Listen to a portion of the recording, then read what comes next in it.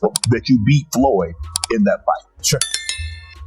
Obviously, that might have been one of the last fights that I've been to. I was at that fight. Have you ever wondered what it feels like to stand in the ring and face a force of nature that refuses to blink?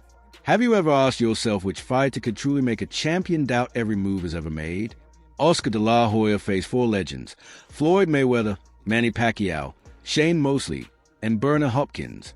And he stood toe-to-toe with each of them, turning pain into poetry and chaos into calculated brilliance. But one of those battles left him shaken in a way no other did. Today, we dive into the Golden Boy's most brutal encounters, relive the drama, and find out which fighter Oscar still remembers as the one who nearly broke him in the ring. Okay. Why do you feel you won that fight? When you're a fighter inside the ring, Oscar de la Hoya's saga with Shane Mosley began on a summer night that crackled with tension and anticipation. The Staples Center in Los Angeles had never seen energy like this as the two boxers circled each other, each step echoing millions of dollars of hype. Mosley came out like a bullet, slicing through the air with straight lefts and body shots that felt like hammers against de la Hoya's guard. The Golden Boy, known for his elegance and speed, found himself chasing a shadow, trying to catch up to Mosley's relentless pace. Round after round, Mosley's unconventional angles and explosive bursts left Oscar scrambling to regain control. And by the final bell, the judges handed Mosley a unanimous decision win. This unexpected loss forced de la Hoya to wrestle with doubt and retool his strategy. When you're a fighter inside the ring, when that final bell rings, you know it in your heart. 3 years later, the scene shifted to the MGM Grand in Las Vegas, where a rematch promised redemption. This time, Oscar entered the ring with steel in his gaze and a plan honed by reflection. The early rounds played out like a strategic standoff with de la Hoya stalking Mosley wisely, probing for weaknesses with front punches that dug into Mosley's ribs and head. Mosley responded with the same agility that had dethroned Oscar before, but something felt different. De la Hoya was now more disciplined, more calculated. By the 9th round, he unleashed a torrent of precise combinations that rattled Mosley and seemed to turn the tide decisively. Yet, when the scores were tallied, the same verdict appeared. A split decision win for Mosley, a result that still echoes as one of boxing's great controversies. The Golden Boy's vindication was snatched away, and he had to grapple with the reality that even perfect performance can be overshadowed by the judge's pen. In your gut, physically, if you won or you lost, you just feel it. It's a sensation. Oscar's battle with Bernard Hopkins was a collision of two masters at the peak of their craft. On that fateful night in September 2004, the MGM Grand Garden Arena brimmed with electric expectancy as Hopkins, the ruthless tactician nicknamed the Executioner, squared off against the Golden Boy. The opening rounds resembled a masterclass in strategy, with each punch thrown like a calculated chess move. De la Hoya danced around jabbing and circling, but Hopkins methodically closed distance, tapping Oscar's body with shots that whispered of pain to come. By the middle rounds, the pressure built like a steam engine about to explode. Then in the 9th round, Hopkins landed a liver shot, so precise it might as well have been plotted on a blueprint. De la Hoya crumpled, and for the first time in his career, he tasted the canvas with a weight of despair pressing down on him. The knockout victory for Hopkins sent shock waves through boxing, proving that even the Golden Boy could be felled by surgical brutality. And I just felt it. Right. Whether I was wrong or whether I'm right, I don't care. It doesn't matter. Oscar's most hyped encounter came years later against Floyd Mayweather, a fighter whose nickname, Money, perfectly captured his clinical approach to boxing. On May 5th, 2007, the MGM Grand Arena buzzed with superstition and showmanship as the two champions entered the ring under spotlights brighter than any before. De la Hoya charged forward, his left hand blazing like a banner, intent on dismantling Mayweather's defense. His body blows landed with sharp intent, and for a moment, it seemed the strategy might work. Oscar had managed to trap Floyd against the ropes in the 6th round and land punches that reverberated through the crowd. But just as quickly, Mayweather adapted. He slithered away from harm, absorbed blows with imperceptible shifts, and returned fire with counters so crisp they sounded like gunshots in the arena silence. As the rounds wore on, de la Hoya's attacks lost steam. His jab was dulled by Mayweather's ever-shifting guard. When the final bell rang, The score split in Floyd's favor, and Oscar was forced to concede that he just met the man with the most elusive defense in boxing history. Fought against the very best in Floyd Mayweather. Younger, in his prime, just, The question remained after 4 epic battles. Which fighter truly gave Oscar the hardest night's work? The answer arrived on December 6, 2008, in the MGM Grand Garden Arena, when De La Hoya stepped in to face Manny Pacquiao, the Filipino powerhouse with a footwork of lightning. Pacquiao exploded out of his corner, unleashing left hand from angles that no human was meant to throw punches from. De La Hoya tried to dictate the early pace with his jab, but it felt like throwing pebbles at a speeding train. Round after round, Manny's storm of combinations battered Oscar's defense. His legs, once springy with agility, felt like lead. By the 5th round, Oscar's face bore the map of the fight. Swollen cheeks, nearly closed eyes, and a breathing pattern that labored with each inhale. He summoned every ounce of willpower to respond, to land a clean shot, and to seize a moment of control. But Pacquiao pressed forward relentlessly, his speed so blinding that De La Hoya's counters missed by inches. In the 7th round, the Golden Boy's spirit flickered as he absorbed a barrage that sent him staggering.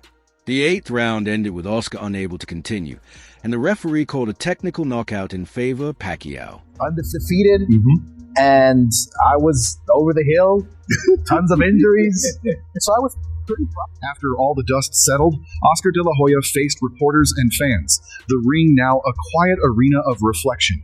After all the dust settled, Oscar De La Hoya faced reporters and fans. The ring is now a quiet arena of reflection. He acknowledged Mayweather's defense, Hopkins' precision, and Mosley's speed. But when asked who had been his toughest opponent, his answer was unequivocal. Manny Pacquiao. Not because he was the biggest or the strongest, but because he combined ferocity and velocity in a way that left no margin for error. Pacquiao's style forced Oscar into a fight he'd never rehearsed. A rapid chess match where every piece moved faster than anticipated. He didn't give me a second to think, Oscar confessed. Voice steady yet laced with awe. His punches came from everywhere, and I was reacting before I even realized I was under attack. With what I accomplished that night, so maybe I was convincing myself that I won, but I did. Oscar De La Hoya's journey through the ring wasn't just about the fights. It was about the relentless grind behind the scenes. From dawn rituals to midnight sparring, he treated each training day like a high-stakes exam. His coaches tracked every punch with stopwatch precision, turning every jab into a data point on his path to perfection. Rumor has it they logged thousands of representatives, feeding the numbers into spreadsheets that would make any data analyst's eyes water. Yet, amid the metrics, Oscar never lost that spark. He balanced cold, hard stats with a fiery passion that fueled his every move. Oscar, you were a big lightweight, similar to Ryan's build. How would you fight Tank? Behind every champion stand a cast of characters as colorful as any ringside saga. In De La Hoya's camp, there was Iron Mike, the strength coach, who believed lifting weights was a form of therapy. Then came Lucia, the nutritionist, armed with spreadsheets of macronutrients and obscure superfoods she insisted would give Oscar an edge. Even the travel coordinator earned a nickname, Jetstream, for her knack at minimizing jet lag. Together they formed a machine that turned raw talent into polished brilliance. A fusion of art and algorithm.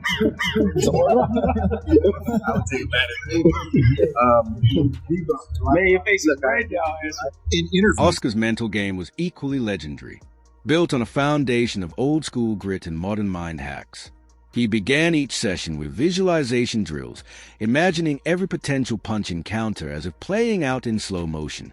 His psychologist kept him honest, challenging any self-doubt with pointed questions and skeptical prods. It wasn't enough to move like a panther. He had to think like a chess master, always 2 moves ahead. This fusion of tradition and innovation turned his mind into a weapon as sharp as any fist. In interviews, De La Hoya loved to drop fun fact that showcased his analytical side.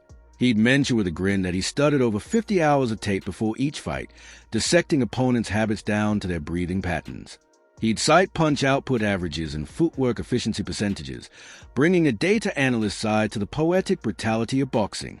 Yet for all the numbers, he never lost sight of the human element. The roar of the crowd, the flash of lights, the visceral thrill of movement. It was this blend of cold calculation and raw emotion that made him such a magnetic figure. Oh shit! You got me there. Yeah, you got ready there. Training camps often turned into mini laboratories where new strategies were tested like beta software. De La Hoya would experiment with stance adjustments, tweaking foot placement by mere inches. His trainers tracked these tweaks on whiteboards, tabulating which angle yielded more power. When the math favored a change, Oscar adapted on the fly, turning theory into practice. This scientific approach set him apart, marrying the storied traditions of boxing with a questioning, skeptical mindset. You know, look, I fought every style. I fought every style in the book. I'm a huge advocate. Even in recovery, Oscar's routine was a spectacle of precision. Ice baths weren't just a novelty. They were timed to the second with water temperatures logged in a digital chart. His massage therapist used a specially designed app to record muscle tension zones, creating personalized release protocols. Nutrition shakes were blended according to exact weight ratios, each ingredient chosen for its biochemical impact. Recovery became a data-driven quest, ensuring Oscar was always at his physical peak. That's it. I'm a huge advocate. The jab stops everything, no matter what. Fight nights carry their own rituals, a sacred blend of superstition and strategy. Oscar never left the locker room without his lucky socks. Worn thin and patched like an old quilt, he'd listen to a precise playlist carefully curated to fire up his left and right hemispheres in equal measure. Minutes before stepping into the ring, he performed a silent routine. 3 deep breaths, a single bow, and a mental replay of his best combinations. Then, with the arena lights glaring, he transformed into the golden boy, ready to rewrite the night's story. That's it. I'm a huge advocate. The jab stops everything, no matter what. The atmosphere in the arena was electric. Every face a blur as Oscar danced between ropes. His footwork was a study in controlled chaos. Always moving, never predictable, like a river carving new paths through rock. Opponents tried to lock him down, but he escaped their traps with a slip, a pivot, or a blistering counter. His gloves told tales in a language of speed and precision, punctuated by the occasional thunderous hook that reminded everyone who held the title. It was performance both instinctive and meticulously rehearsed.